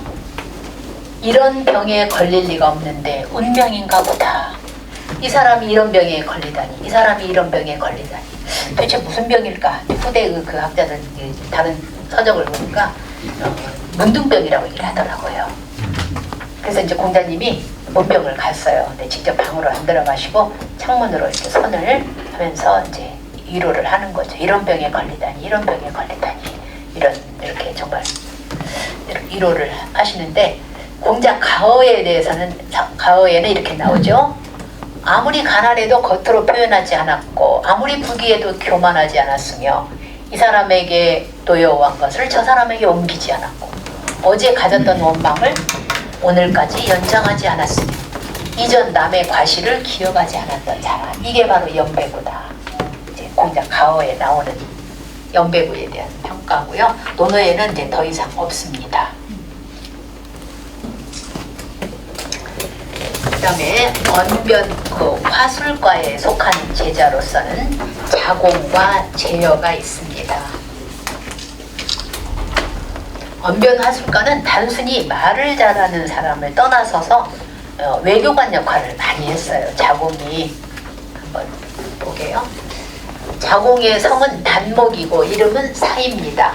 자공은 그의 자이고요. 공자님보다 31세였나. 그러니까 아까 안현과 거의 비슷한 또래였죠. 말재주가 아주 뛰어나고 이제에 밝았던 사람이었다. 그래서 아주 그 당시에 거부였다고 합니다. 그래서 그는 그 세상이 원하는 인물이었고 또 군주가 원하는 전형적인 인물. 오늘날의 입장에서 본다면 아마 이 사람을 더 안현보다도 더 좋게 평가를 했을지도 모릅니다. 노나라 대부 숙손무숙이 공자님보다 자공을 더 높게 평가를 하면서 다음과 이제 평가하니까 그에 대해서 자공이 이렇게 이제 반박을 하는 거죠. 대신 좀 읽어보실래요? 네, 여기 선생님의 담장.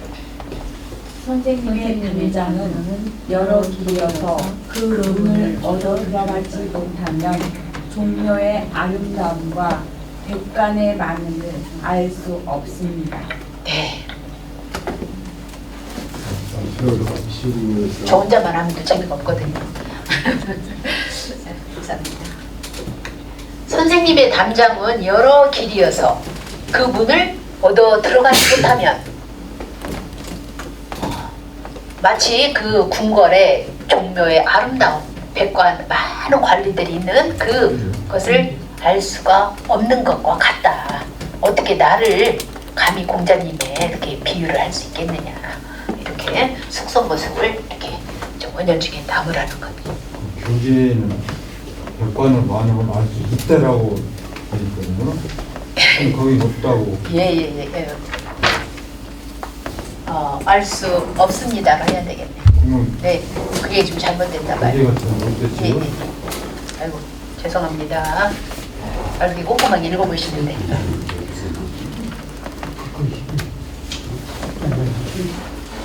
그러니까 그 앞에 또 이제 그 맥락이 어떻게 됐는가 모르겠어요. 부정어로 나왔으면 부정어고 긍정어로 나왔으면 긍정어죠.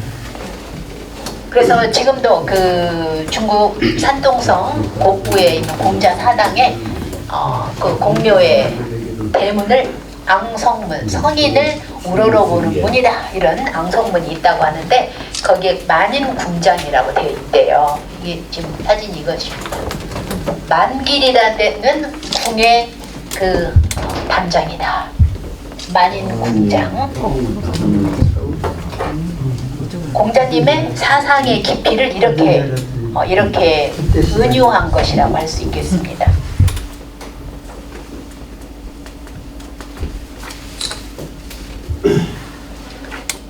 또 자공이 이어서 이런 말을 합니다. 또 다른 분이 좀 해보실까요? 여기 선생님 읽어주시죠.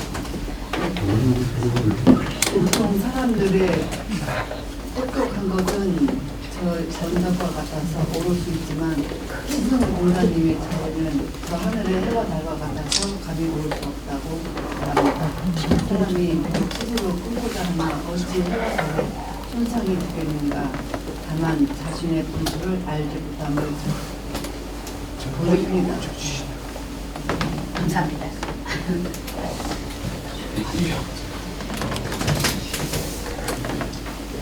보통 사람들의 똑똑한 것은 언덕과 같아서 오를 수가 있다. 그러나 공자님의 지혜는 하늘의 해와 달과 같다. 오를 수가 없다.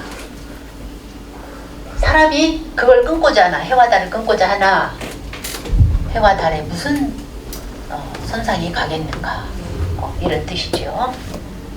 또 진자금이 공자님의 제자인지 자공의 제자인지는 잘 알 수 없다고 해요. 근데 진자공이 또 자공에게 묻습니다. 선생님이 공손해서 그렇지, 자공을 가리켜서 공손해서 그렇지 공자가 어찌 선생보다 낫다고 하겠습니까? 하니까 자공이 다시, 군자는 한마디 말에 지혜롭다 하고 지혜롭지 않다 하는데 말을 조심하지 않을 수가 없다. 그러니까 말 조심해라, 이런 이야기죠. 어찌서 감히 그런 말을 합니까? 선생님을 따르지 못하면 마치 하늘을 사다리로 오르지 못하는 것과 같다. 그러니까 나를 이렇게 공자님에 비교하지 말아라. 그 정말 역시 자공도 훌륭한 제자인 것 같습니다. 그러면서 또 공자님이 자공에게 이렇게 물어보죠. 너와 안회는 누가 더 낫지? 왜 이런 질문을 하셨을까? 아마 맥락이 있겠죠. 제가 어찌 안회를 바라볼 수 있으리요? 안회는 한 개를 들으면 10개를 아는 사람. 저는 2개밖에 모릅니다. 그래서 보통 이걸 뭐라고 해요? 문일지식, 문일지 이렇게 얘기를 하죠. 문일지식, 천재 수준이라고 할 수 있겠네요. 그렇죠? 우리 보통 사람 본인 지도 어려운데.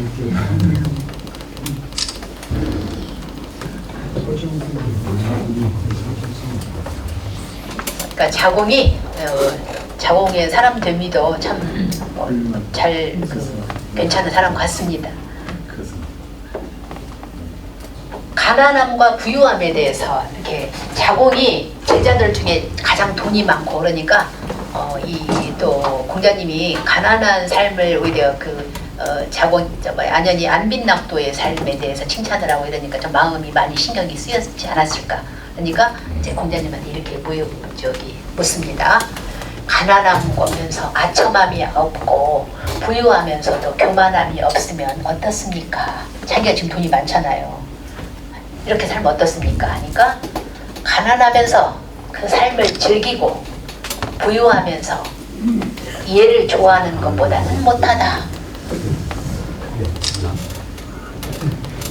빈이락 부의호래자라고 얘기를 하죠. 보통 빈이락 부의호래자. 가난하면서 원망하지 않기는 어렵지만 부유하면서 교만하지 않기는 그래도 쉬운 편이다. 그러니까 가진 자가 더 베풀어야 된다, 이런 뜻으로 이해가 되죠.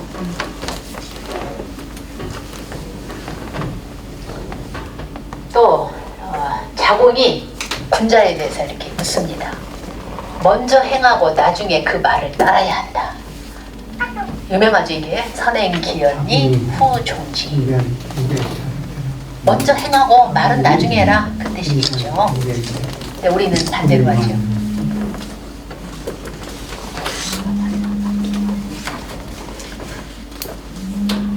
이거는 그냥 넘어가겠습니다. 사기열전에 그 자공에 대해서 이렇게 하죠. 싸게 사서 비싸게 파는 일을 좋아하고, 그러니까 뭔가 이 시장 원리를 잘 알았던 것 같아요. 자공은. 그런데도 좀 귀재였던 것 같아요. 그래서 돈을 잘 굴렸다고 합니다. 그는 남을 칭찬하는 건 좋아했으나 남의 잘못을 덮어주지는 못했다. 아까 그 밥을 풀 때 안연을 막 보자질 하잖아요. 이런 걸 두고 말하지, 이렇게 평가하지 않는가. 후대 그 사마천이.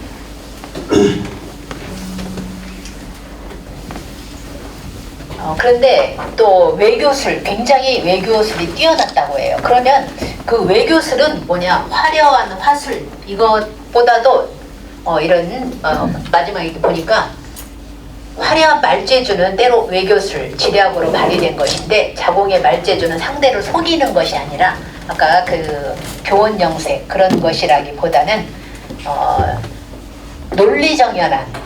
논리정연하다라는 건 뭐예요? 어떤 근거를 가지고, 팩트, 근거를 가지고 주장을 한다, 이렇게 얘기를 하죠. 그런 것을 자공이 잘했다. 뭐 사람을 속이거나 이런 순간 임기응변으로 대하고 그런 것이라기보다는 정확한 팩트를 가지고 그거를 주장을 했던 이런 것들이 외교술로. 그래서 그 당시 많은 나라들이 논하를 치려고 했어요. 그거를 이제 자공이 막아섰지요. 그래서 스승 공자님의 나라를 자공의 화술로 침략을 막아냈었다, 이렇게 얘기를 하는 거죠. 그래서 한마디의 말이 정말 어떤 무기도, 침략 전직도 막아낼 수 있는 그런 능력을 가졌다라고 할 수 있습니다.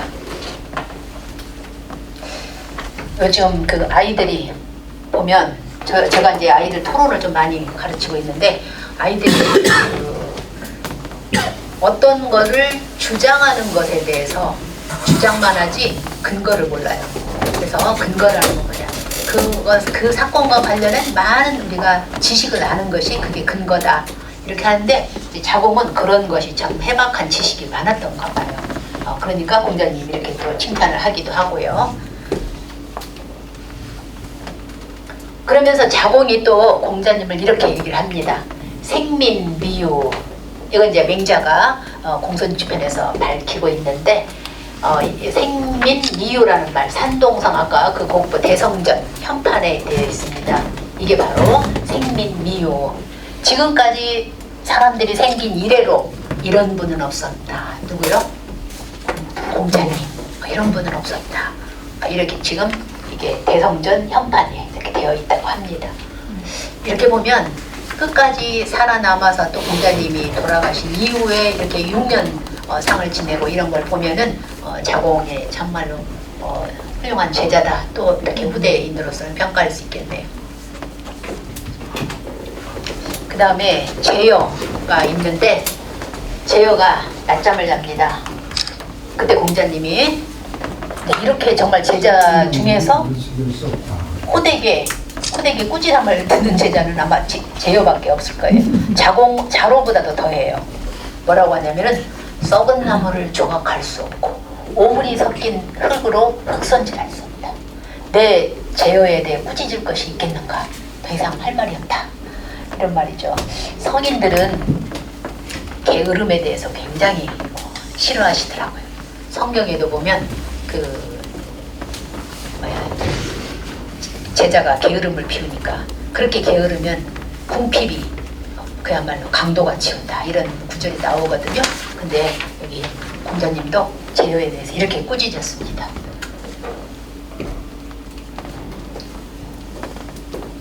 또 하나 정말 또 그 공자님을 정말 기절케 한 대목은 바로 이거예요. 애공이 물어보죠. 애공이 아까 공자 말년에 노나라 왕이었다는 걸 알 수 있겠죠. 제여하니까 이제 공자님이 제자니까 물어본 거죠. 하나라, 은나라, 주나라가 그 사직을 상징하는 나무가 있다. 우리 대한민국 상징하는 거 지금 뭐죠? 무궁화잖아요. 근데 이제 그 당시도 있었나 봐요. 하나라는 뭐로? 호나무로, 은나라는 잣나무로, 주나라는 밤나무로 해요. 여기까지는 좋았어요. 여기까지 팩트예요. 그런데 여기다가 제여가 덧붙인 거죠. 주나라는 백성들로 하여금 전율케 하고자 한 것이라 말합니다. 기겁을 하신 거죠. 율자가 여기 나왔죠? 밤나무를 전율할 율로 이제 해석을 한 거죠. 그럼 뭐야? 공포정치를 했다는 거잖아요. 전혀 아닌데. 그래서 공자님이 뭐라고 말씀하시냐면 이미 끝난 일이니 말하지 않겠고 지난 일이니 참견하지 않겠다. 이미 지난 일은 탓하지 않겠다. 3번을 같은 말씀을 하는 거예요. 같은 내용에. 얼마나 정말 기가 막혔으면 이런 말씀을 하셨을까요?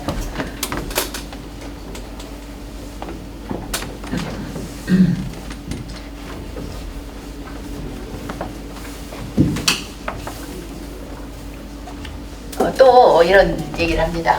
내가 처음에는 사람의 말을 듣고 그의 행실을 믿었다. 그냥 말만 듣고 그들을 믿었어. 근데 이제는 아니라는 거죠.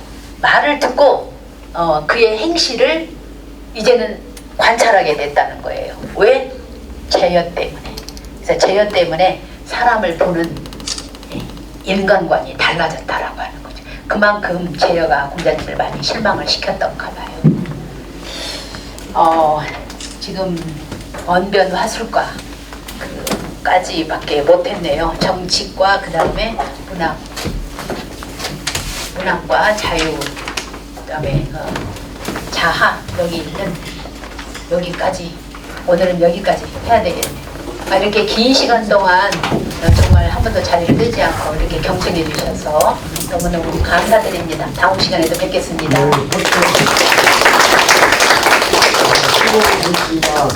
그리고 가지 마시고 옆에 식당이 있습니다. 거기에 가서 중식을 해결하고 가십시오. 네.